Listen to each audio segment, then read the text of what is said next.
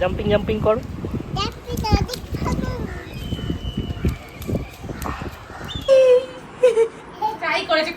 কষ্ট করে ট্রাই করেছে। যেদিনকে তারা থাকে আমি দেখেছি এইসব দিনে এই ঘটনাগুলো ঘটে থাকে। Good morning SS family, welcome back to the channel. আজকে সকালটা না বেশ অন্যরকম লাগছে। ফাইনালি আজ থেকে আমার ছেলের সামার ভ্যাকেশন স্টার্ট হয়ে গেল। তো ভেবেছিলাম আজকে একটু লেট করে ঘুম থেকে উঠবো, বাট তোজো এত সকাল সকাল উঠে পড়ে না যে কি বলবো, তো ঘুম অটোমেটিক্যালি ভেঙে যায়। তো এখন এই 3-4 দিন স্কুল হবে না, তারপরে 2 উইকসের জন্য সামার ক্যাম্প আছে। তো ওটা 2 আওয়ার্সের জন্য ভেবেছি ওটাতে সামার ক্যাম্পে পাঠাবো, তাহলে কি একটা অভ্যাস থেকে যাবে। তারপরে 2 উইকস ছুটি আছে। তো এই এখন লাইফ একদম অন্যরকম চেঞ্জ হয়ে গেছে। তো যাই সকাল সকাল ঘুম থেকে উঠে গেছি, বাট আজকে আমাদের সোসাইটিতে এমন একটা কাজ হচ্ছে, আমি জানি না আমার ছেলেকে কতক্ষণ আমি ঘরে আটকে রাখতে পারবো। আমাদের এখানে রেন ডান্স হচ্ছে, তো নিচে সবাই জল দিয়ে নাচানাচি করছে, গানও চালিয়েছে, তোমরা হয়তো আওয়াজ পাবে। তো এখনও অবধি তোজো বুঝতে পারিনি ব্যাপারটা, বুঝতে পারলে কি রিয়্যাক্ট করবে জানি না। আর ও তো জানোই জলের পোকা, আর একটু একটু সর্দি হয়েছে, তাই জন্য আমার ইচ্ছা নেই পাঠানো, দেখা যাক কী হয়। তুমি কি সারা দিন ধরে পনির পরোটা খাবে? হ্যাঁ, সারা দিন ধরে খাবে? এটাই একমাত্র কাজ তোমার? খাও তাড়াতাড়ি, মুখে পড়ো। আমি জানো তো একটা জিনিস খুব বেশি করে নোটিস করেছি, এখানে না বাচ্চাদেরকে অন্য রকমেরই ফ্রিডম দেওয়া হয়। আমরা সত্যি বলতে এই জলের মধ্যে সকাল থেকে ভেজাবো এই ব্যাপারটা তো চিন্তাও করতে পারি না। এরা দেখেছি এই রেন ডান্সটা খুব অ্যারেঞ্জ করে, আজকে যেহেতু সবার ছুটি আছে। প্লাস আরও একটা জিনিস দেখেছি, বৃষ্টি হলে আমরা পাঠাবো বাচ্চাকে খেলতে নিচে, বৃষ্টির মধ্যে বাচ্চাগুলোকে সব খেলতে পাঠাবে। মানে আমার দেখে এটা অবাক লাগে, কিন্তু হ্যাঁ এটার থেকে কিন্তু ইমিউনিটি তৈরি হয়, তো উচিত, কিন্তু আমাদের মন মানতে চায় না। তো দেখছি প্রত্যেকটা খুদে বাচ্চা এখন এসে ওই জলের মধ্যে নাচানাচি করছে, গান চালিয়ে দিয়েছে আর ডান্স করছে জলের মধ্যে। বাবা বাজারে গেছিল, আসার সাথে সাথে ছেলে রেন ডান্সের জন্য বায়না করেছে। কোথায় যাচ্ছি আমরা? রেন ডান্সে জানলায় দাঁড়িয়ে দাঁড়িয়ে সমানে দেখে যাচ্ছে, জানো। চলো আমরা একটুখানি রেন ডান্স করে একটু কাদা নিয়ে মাখামাখি করে আসি। যাও, আর আটকাতে পারলাম না আমি। কি মজা!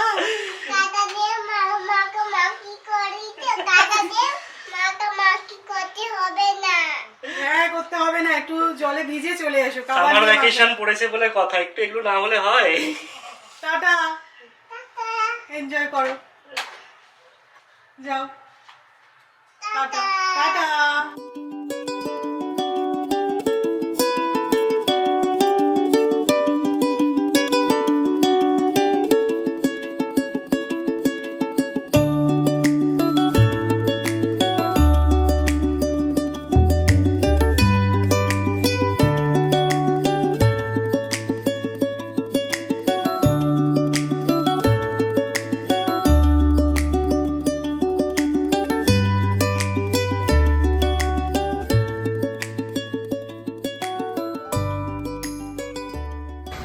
তো যে মজা হয়েছে, খুব মজা হয়েছে।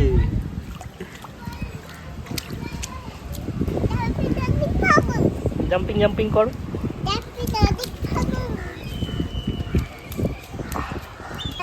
তো চলো বাড়ি যাবো তো। না বাড়ি যাবে না, খেলবে এখন, বাড়ি যাবেই না। কি অবস্থা হয়েছে আমাদের গার্ডেনের, দেখো এই রেন ডান্স করে পুরো কাদা কাদা হয়ে গেছে, বাট স্টিল সবাই খুব এনজয় করছে। সৌরভ আর তোজো নিচে গেল, বেশ ভালোই হয়েছে। আমার একটা এডিটিংয়ের কাজ ছিল, তো সেটা কমপ্লিট করে নিয়েছি। এবার চলে এসেছি কিচেনে। আজকে অ্যাকচুয়ালি একটু রান্নাবান্নার ব্যাপার আছে, এমনিতে তো ছুটির দিন, আর তার মধ্যে আজকে বিকেলবেলা ময়ূরীরা আসবে। ওদের বাড়িতে যখন গেছিলাম কাকু কাকিমাও ছিল, তো বলেছিলাম যে একসাথে সবাই মিলে একদিন আসার জন্য আমার বাড়িতে। তো ওরা আজকে বিকেলে আসছে। তো কাল থেকেই প্ল্যান করে রেখেছি যে কি রান্না করব না করব। ফিশ ফ্রাই বানাবো, তো ফিশ ফ্রাইটা অলরেডি কালকে রাত্রিবেলায় আমি বেঁধে রেখে দিয়েছি, কারণ ফিশ ফ্রাইটা আজকে অতগুলো বাঁধতে গেলে না অনেকটা সময় চলে যেত। তো আর কি কি মেনুতে আছে সেগুলো তোমাদেরকে বলছি। তবে দই কাতলা করব, তাই জন্য এই যে মাছটাকে নুন হলুদ দিয়ে ম্যারিনেট করে নিয়েছি। মাছটা আগে বানিয়ে নিই, তারপরে সৌরভ আজকে বাজারে গিয়ে সব কিছু নিয়ে এসেছে। মেনুতে কি কি আছে সেগুলো তোমাদেরকে পরে বলছি।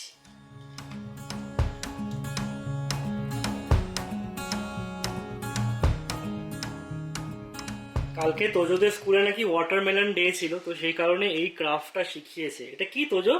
ওয়াটারমেলন। যে কে বানিয়েছে? তোজো বানিয়েছে। তোজো বানিয়ে দিয়েছে? বাহ, তোজো এত ভালো বানাতে পারলো? কেউ হেল্প করেছে তোজোকে? হ্যাঁ, কে হেল্প করেছে? দিদি। দিদি হেল্প করেছে? আচ্ছা, বেশ সুন্দর দেখতে কিন্তু। তো তোজো রেন ডান্স করে এসে একদম স্নান টান করে নিল, ফ্রেশ। আজকে কিন্তু এটা ভালো হয়েছে তাই না, রেন ডান্স? আমি ফ্রেশ হয়ে গেছি তো। ডান্সটা কিরকম করে করলি একটু দেখা। ডান্স কেমন করে করলি? I am. অনেকদিন পর আজকে আমি দই কাতলা বানাচ্ছি। তো মাছটা তো ভেজে তুলে নিয়েছি, এবার দেখো ফোড়নে অ্যাড করছি শুকনো লঙ্কা, গোটা গরম মশলা আর তেজপাতা। পেঁয়াজটা বেটে নিয়েছি আর পেঁয়াজের জলটা কিন্তু স্কুইজ করে নিয়েছি।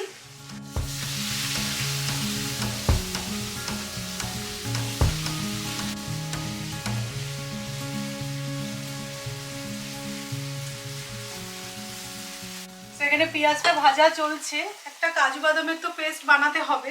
তো এখানে পোস্ত, কাজু বাদাম আর একটু মৌরি অ্যাড করব। এর আগে আমি দই কাতলা বানিয়েছি, কিন্তু আজকে মনে হলো একটু রেসিপি ফলো করে দই কাতলা বানানো যাক। তো অতনুর রান্নাঘর থেকে রেসিপিটা নিলাম, বলছে যে একটু মৌরি অ্যাড করলে নাকি ফ্লেভারটা ভালো আসবে। তো সেরকমভাবেই করছি। এই যে পোস্ত বেটে নিয়েছি, পোস্ত তো আমি ড্রাই একটু গ্রাইন্ড করে নিই আর তারপরে জল দিয়ে পেস্টটা করি। এর মধ্যে একটুবার মৌরি অ্যাড করছি আর কাজু বাদাম।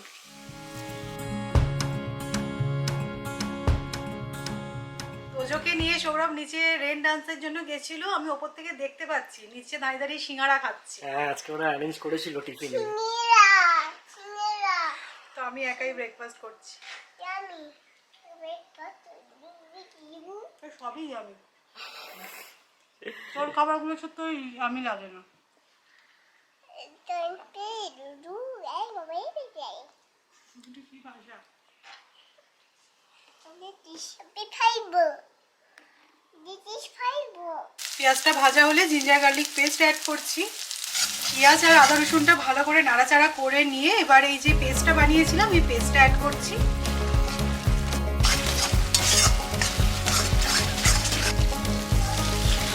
ড্রাই স্পাইসেসের মধ্যে অ্যাড করছি জিরে গুঁড়ো আর একটু ধনে গুঁড়ো। এবার দই কাতলার মেন ইনগ্রেডিয়েন্টস দই অ্যাড করছি। অ্যাড করে দিচ্ছি স্বাদ মতো নুন আর টেস্টটাকে ব্যালেন্স করার জন্য অল্প একটু চিনি। মশলাটা কষিয়ে কষিয়ে দেখো পুরো তেলটা কিন্তু রিলিজ হয়ে গেছে। এবার এর মধ্যে আমি ঈষৎ উষ্ণ জল অ্যাড করছি, দিয়ে মাছগুলো ছেড়ে দেবো। মাছগুলো একটু ফুটলে ব্যাস রেডি। মাছগুলো দেওয়ার আগে না আমি গরম মশলা দিয়ে দিচ্ছি, কারণ মাছগুলো দিয়ে তারপরে গরম মশলা দিয়ে ঘাঁটানো যাবে না।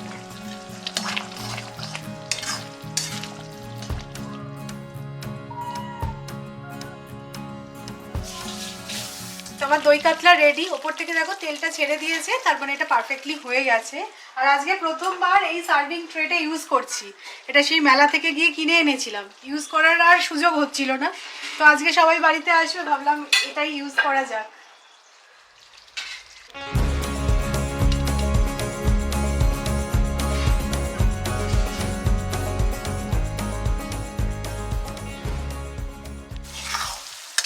একদিকে মাছ তো হয়ে গেছে আর এদিকে মাটন কষানো চলছে। আজকে একদম মাটন কষাই বানাচ্ছি, আজকে আর মাটন চাপ টাপে যায়নি।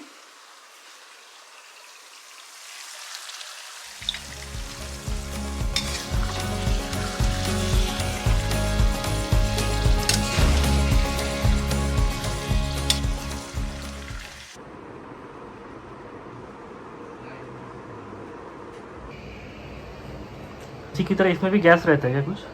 हाँ, इसमें गैस रहता है। गैस गए तो बंद पड़ जाते हैं 3-4 दिन ही चल के। আমি জানি না এটাকে কোইন্সিডেন্স বলবো না কি বলবো, মানে তোমরা শুনলেও অবাক হয়ে যাবে ব্যাপারটা। পরশু দিনের ভিডিওতে আমি একটা কমেন্ট পড়ছিলাম, সেখানে কেউ একজন তোমরা লিখেছিলে যে সৌরভ সময় তোমরা তো হায়ারের ফ্রিজ ইউজ করছো প্রায় 4 বছর 4.5 বছর হয়ে গেল, কেরকম কি রিভিউ একটু দিও, সার্ভিস কীরকম। তো টাচউড আমাদের কিন্তু ফ্রিজের কোনো রকম কোনো প্রবলেম এই 4.5 বছরে হয়নি, কোনো দিন সার্ভিসেরও কোনো প্রয়োজন পড়েনি। বাট ওই কমেন্টটা পড়ছিলাম, সৌমিকে আমি বলছিলাম দেখো আমাদের হায়ারের ফ্রিজটা কিন্তু বেশ ভালোই চলছে তাই না। তো কালকে রাত্রেবেলা হঠাৎ আমার মনে হলো যে ঠিকঠাক ঠান্ডা হচ্ছে না। তো আজকে সকালবেলা উঠে দেখলাম ঠিক তাই, আমাদের যে রেফ্রিজারেটর সাইডটা ওটা মোটামুটি 12-13 ডিগ্রি হয়ে পড়ে আছে, আর যেটা ফ্রিজার সেটা 2 ডিগ্রি, মানে একদমই বরফ টরফ সমস্ত গলে গেছে। তো ফোন করলাম হায়ার কাস্টমার সার্ভিসে, ওরা একটা রেফারেন্স দিল, একজন ফোন করলো, বাট আজকে যেহেতু 1 মে বুঝতেই পারছো সব জায়গায় ছুটি, তাও একজনকে অ্যারেঞ্জ করে টেকনিশিয়ান পাঠালো।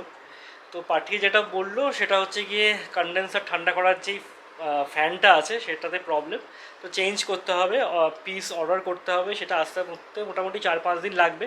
তো এই কদিন ওই ফ্রিজটাকে বন্ধ করে চালু করে যাতে কন্ডেন্সারটা খুব গরম না হয়ে যায় সেটাকে একটু অ্যাডজাস্ট করে করে চালাতে হবে।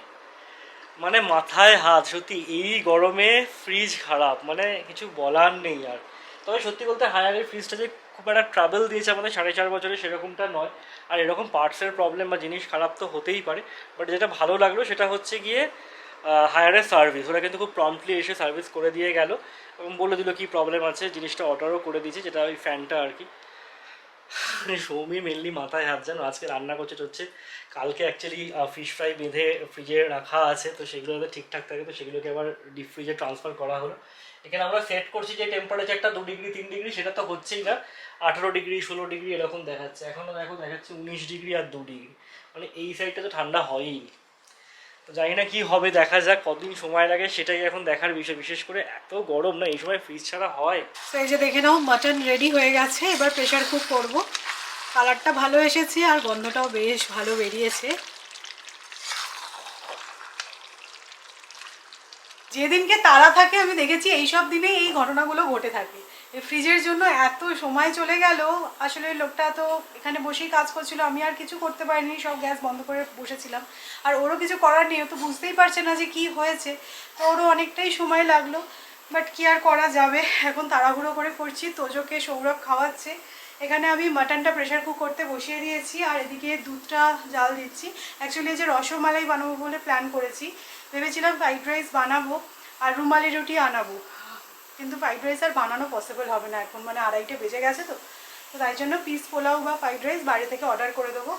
তো মেনুতে আছে ফিশ ফ্রাই, সেটা তো আসলেই দেবো, আর তারপরে দই কাতলা, মাটন কষা আর রসমালাই। তো এই হচ্ছে ছিমছাম মেনু।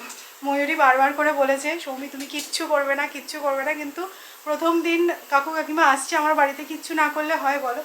তবে একটা ভালো হয়েছে, এখন আমার যে ঘর মোছা বাসন মোছার লোকটা আছে তাকে বলেছি আজকে একটু লেট করে আসার জন্য, কারণ আমার তো রান্না করতে করতে এখন প্রায় 2:30 বেজেই গেছে। তো এসে একবারে কাউন্টার টপগুলো গ্যাসটা পরিষ্কার টরিষ্কার করে দেবে, ওকে একটু এক্সট্রা করে দিয়ে দিলেও কাজগুলো করে দেবে। তো এটা একটা খুব ভালো জিনিস। তো যাই হোক, এই যে রসগোল্লা আনানো হয়েছে, এখানে না ছোটো ছোটো রসগোল্লাগুলো ওই রসমালাইয়ের জন্য বেশি ভালো লাগে। তো দুধটা একটু গরম হোক, তারপরে রসগোল্লা থেকে রসটা চিপে দুধের মধ্যে ডুবিয়ে রাখলে না খুব সুন্দর, মানে ওই চেপার পরে রসগোল্লার ওই ফ্লেভারটা আসে না, মানে রসমালাইয়ের ফ্লেভারটা আসে। তো এটা মামুনির থেকেই শেখা, তো সেটাই এখন করব।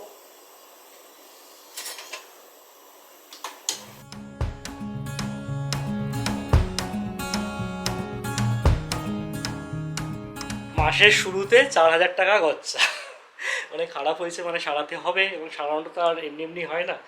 তো 4,000 টাকা পার্টস আর 500 টাকা সার্ভিস, 4,500 টাকা, তাহলে তো মাসের শুরুতে গচ্চা। এখন বেজে গেছে 6:45, কেউ বলবে পুরো রোদ, এখনো সানসেট হয়নি। তো ময়ূরীদেরকে পিং করলাম কি তোরা বেরিয়েছিস কি না। হ্যাঁ, বেরিয়ে গেছে ওরা। আমাদের বাড়ি থেকে তো ওদের বাড়ির ডিস্টেন্স অনেকটা, 1 ঘন্টা লাগবে, যদিও আজকে ছুটি আছে, অফিস নেই, তো সেই কারণে আশা করছি ট্রাফিকটা একটু কম পেলেও পেতে পারে। কি সুন্দর হাওয়া দিচ্ছে আমাদের এখানে, না ওয়েদারটা ভালো হয়ে গেছে, মানে বৃষ্টি টিষ্টি হয়নি, বাট সেই যে একটা লু দিচ্ছিল গরম হাওয়া সেরকম কিন্তু আর নেই। লাস্ট 2 দিন ধরে এরকম নোটিস করছি, জানি না কী কারণে। তোমাদের তো আজকের মেনু বললামই, এমন কিছু আমি রান্না করিনি আজকে সত্যি বলতে। বাট এই যখন রসমালাইটা বানাচ্ছিলাম আমার পা ফা পুরো ধরে গিয়ে কোমরে যন্ত্রণা করছে, এত আমি আর দাঁড়াতে পারছি না। তারপরে তাড়াতাড়ি করে খেয়ে একটা ক্যালপল খেলাম, যে না সবাই আসবে, মানে এত যন্ত্রণা করছে। তো ক্যালপলটা খেতে দেখলাম যে যন্ত্রণাটা কমলো। তো সেটাই সৌরভকে বলছিলাম যে কী থেকে হলো কে জানে, এমনও কিছু পরিশ্রম হয়নি যার জন্য মানে এতটা মানে কোমর পা হাত পা ব্যথা করবে। আমার এই ব্যালকনিটা থেকে না সানসেটটা দেখতে ভীষণ সুন্দর লাগে। তো যাই হোক, তোজো এখন নিচে খেলতে গেছে, আমি বলেছি আজকে সবাই আসে তাড়াতাড়ি উঠে আসবি, আর সৌরভকে বলেছি একটু দইয়ের ঘোল বানাতে, আসলে সবাইকে দেবো প্রথমে। আর এই গরমের মধ্যে আসলে দইয়ের ঘোলটা খেলে ভালো লাগবে। তো সানসেটটা হচ্ছে, খুব সুন্দর লাগছে। সকালবেলা তোমাদেরকে বলছিলাম যে আমাদের ফ্রিজটা তো জবাব দিয়েছে, তো যে টেকনিশিয়ান এসছে সে তো বললো যে কন্ডেন্সার কুলিংয়ের যে ফ্যানটা আছে সেটা খারাপ হয়েছে, তো সেই কারণে সেটা অর্ডার দেওয়ার জন্য আমার থেকে অ্যাডভান্সও নিয়ে গেল। বাট আমি ঘন্টাখানেক ফ্রিজটা বন্ধ রেখেছিলাম, তারপরে চালু করলাম। তারপর থেকে প্রায় ঘন্টা 3 হয়ে গেছে আমি দেখছি ফ্যানটা কিন্তু চলছে। তো জানি না ফ্যানটা সত্যিই খারাপ হয়েছিল কি না, বাট উনি যখন ফ্রিজটা চালালেন তখন ফ্যানটা চলছিল না। বাট এখন কিন্তু আমি দেখছি 3 ঘন্টাই হলো ফ্যানটা চলছে। আমি ভাবছি এই ফিডব্যাকটা ওনাকে একবার দিয়ে দেবো, কারণ ফ্যানটা অর্ডার করলে শুধু শুধু এসে যদি খারাপ না হয়ে থাকে লাগিয়ে তো কোনো লাভ নেই। আর এইসব ব্যাপারে না আমার একটু ইন্টারেস্ট আছে, মানে কী প্রবলেম হয়েছে সেটা একটুখানি ইনডেপথ জানা, সেটাকে নিয়ে একটু কালচার করা। তো ফ্যানটা উনি যখনই বলেছেন খারাপ হয়েছে আমার মাথাতেই ছিল, যখন নেক্সট ফ্রিজটা অন করবো আমি চেক করবো যে ফ্যানটা চলছে কি না। তো ফ্যানটা চলছে, ভাবছি আমি কল করে ওনাকে বলি যে দেখুন ফ্যানটা তো আপনি বললেন যে চলছে না, সে কারণে খারাপ হয়েছে, অর্ডার করতে হবে। বাট এখন আমি দেখছি লাস্ট 3 ঘন্টা ধরে চলছে। যদি খারাপ হয়ে গিয়েই থাকতো তাহলে তো চলতো না। কি বলে দেখা যাক, যদি কিছু পয়সা করি বাঁচানো যায়, অন্য কিছু যদি প্রবলেম হয়ে থাকে। আরও একটা ভয় কি, যে ফ্যানটা না হয় চেঞ্জ করে দিয়ে গেল, তারপরে আমার প্রবলেমটা সলভ হলো না, সে ঠান্ডা ফ্রিজ হচ্ছেই না, তখন তো আবার একটা অন্য কিছুর পার্টের প্রবলেম বলে আবার যদি, এইসবই আর কি চিন্তা করছি।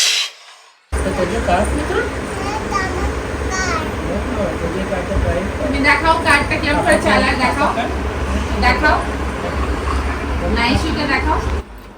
খুব ভালো জমেছে, মানে আমরা এক্সপেক্টই করতে পারছিলাম না যে এতটা ভাব কি করে হয়ে গেল। লাস্ট বারে গেছিলাম, কাছাকাছি দেখা হয়েছে বলে মনে হয়, কাছাকাছি দেখা হয়েছে এই কারণে। গড়ের অবস্থা দেখে বোঝা যাচ্ছে। ঘরের অবস্থা দেখে বোঝা যাচ্ছে। সব টয় টেনে টেনে বার করেছি। ট্রাই করেছে, কষ্ট করে ট্রাই করেছে। প্রথমবার দিতে গিয়ে বলছে বেবি ভারী। বেবিকে একটু আদর করে দাও। হ্যাঁ, আদর করেছি। ভয় হয়েছে। হাগ হাগ করে দাও, হাগ। এই দেখ বেবি তোকে কানটা কে নিচ্ছে তোদের।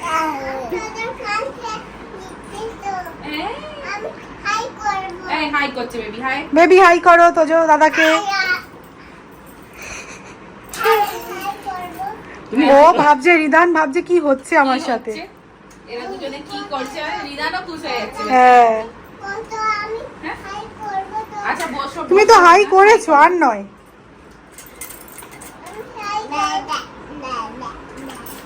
ঠিক আছে তোজো, ঠিক আছে, এবার বেবিকে একটু রেস্ট নিতে দাও। জয় তো খুব ভালো লাগলো জানো তো, তুমি আমাদের ওখানে আবার যাবে। হ্যাঁ টাটা। টাটা। আসছি। ভালো লাগলো, আমারও খুব ভালো লাগলো। অনেকটা দূর। যাবে আমাদের যাও দেখাতে মনে